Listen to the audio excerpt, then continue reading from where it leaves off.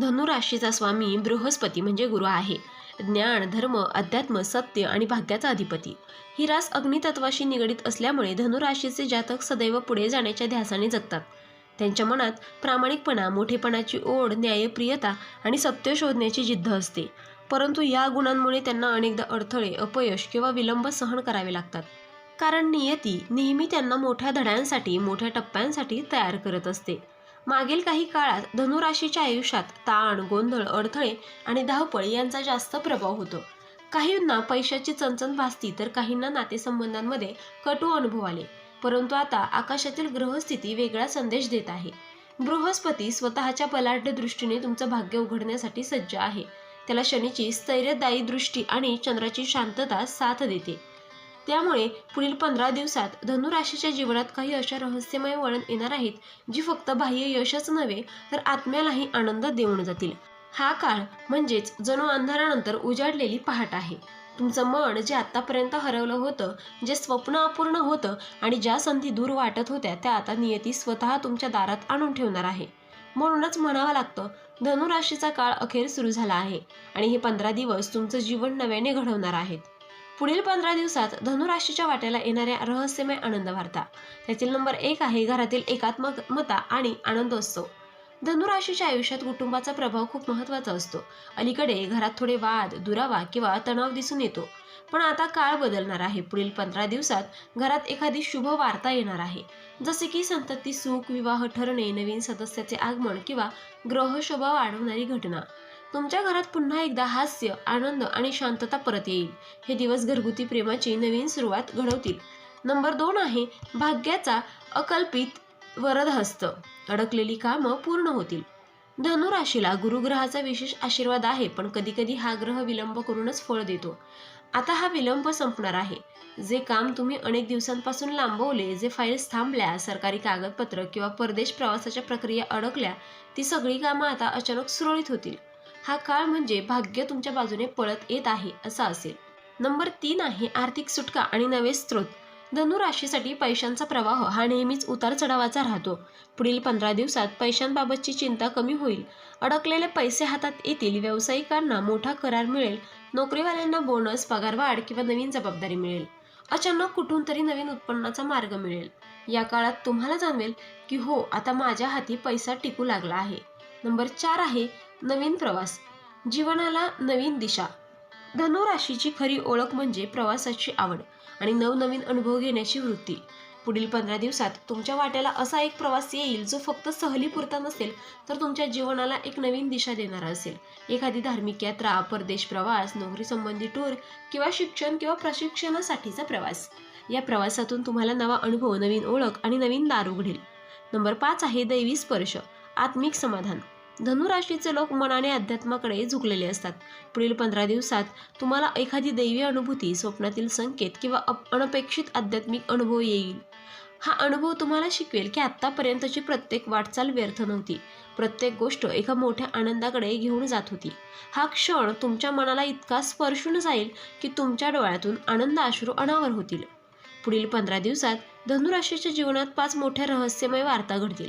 घरातील गोडवा, भाग्याची साथ, आर्थिक प्रगती, प्रवासाची संधी आणि दैवी समाधान. या सगळ्यामुळे तुम्हाला वाटेल की नियती अखेर माझ्यावर प्रसन्न झाली आहे. आता उपाय काय करायचे?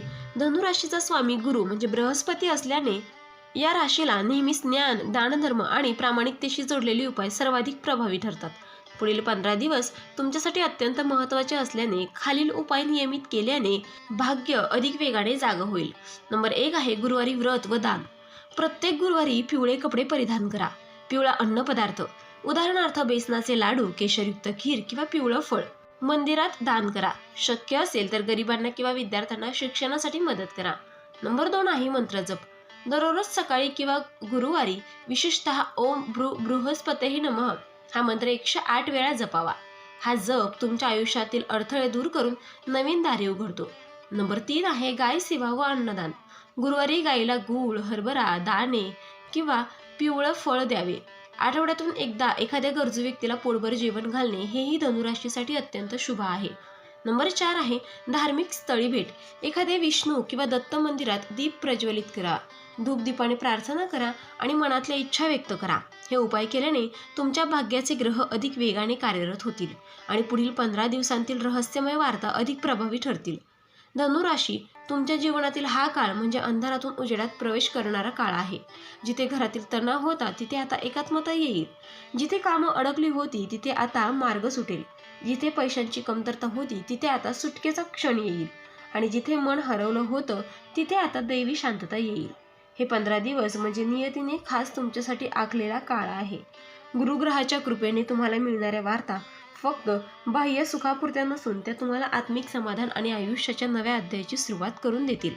लक्षात ठेवा, धनुराशीला भाग्य नेहमी उशिरा फळ देतं, पण जेव्हा देतं तेव्हा ते आनंदाने ओसडून वाहतं. हा काळ तुमचं जीवन बदलून टाकेल आणि तुम्ही स्वतःच अनुभवाल, हो, आता माझं नशीब खरंच जागं झालं आहे. आता शेवटचा संदेश. धनुराशी, लक्षात ठेवा, तुमच्या जीवनातील प्रत्येक संघर्ष हा व्यर्थ नव्हता. आत्तापर्यंत तुम्ही ज्या अडचणी पाहिल्यात, ज्या नकारांचा सामना केला आहे किंवा ज्या संधी हातातून गेल्या आहेत, त्या सगळ्या गोष्टी तुम्हाला या मोठ्या क्षणासाठी कार्यरत करत आहेत. तुमचा स्वामी ग्रह गुरु असल्याने नेहमीच संयम शिकवतो. गुरु उशिरा फळ देतो, पण जेव्हा तो देतो तेव्हा तो फळ भरभरून, अपेक्षेपेक्षा जास्त आणि आत्म्यालाही तृप्त करणारं असतं. आता पुढील 15 दिवसात नियती तुम्हाला याचं प्रत्युत्तर देणार आहे. तुम्हाला काही रहस्यमय वार्ता मिळतील, काही घरातून, काही पैशातून, काही भाग्यातून, तर काही देवाकडून. या वार्ता तुमच्या जीवनात एक नवीन पहाड घेऊन येतील. पण या काळात तुम्हाला 2 गोष्टी विसरायच्या नाहीत. नंबर 1 आहे संयम आणि श्रद्धा, कारण श्रद्धेनेच नियती तुमच्या बाजूने उभी राहते. आणि नंबर 2 आहे कृतज्ञता. जे लाभेल त्याबद्दल नेहमी देवाचे आभार माना. जितकं तुम्ही कृतज्ञ व्हाल तितका प्रवाह अखंड वाढत जाईल. धनुराशी, तुमच्यासाठी हा काळ म्हणजे फक्त 15 दिवसांचा प्रवास नाही, तर एका नव्या अध्यायाची सुरुवात आहे. तुम्ही पुढे चालत राहा, विश्वास ठेवा आणि देवाच्या आशीर्वादाने प्रत्येक पावलावर अडथळ्यांऐवजी संधी दिसू लागेल. शेवटी गुरुचा आशीर्वाद जिथे असतो तिथेच कधीच अंधार टिकत नाही. धनुराशीच्या आयुष्यातील हा अंधार संपला आहे. आता तुमची पहाट उगवली आहे. तर मित्रांनो, व्हिडिओ आवडला असेल तर व्हिडिओला लाईक करा, चॅनलला सबस्क्राईब करा आणि हो, तुम्हालाही तुमच्या राशीची अंगठी हवी असेल तर डिस्क्रिप्शनमध्ये मी त्याची लिंक दिली आहे, तिथे जाऊन तुम्ही ती खरेदी करू शकता. व्हिडिओ पाहिल्याबद्दल धन्यवाद. श्री स्वामी समर्थ.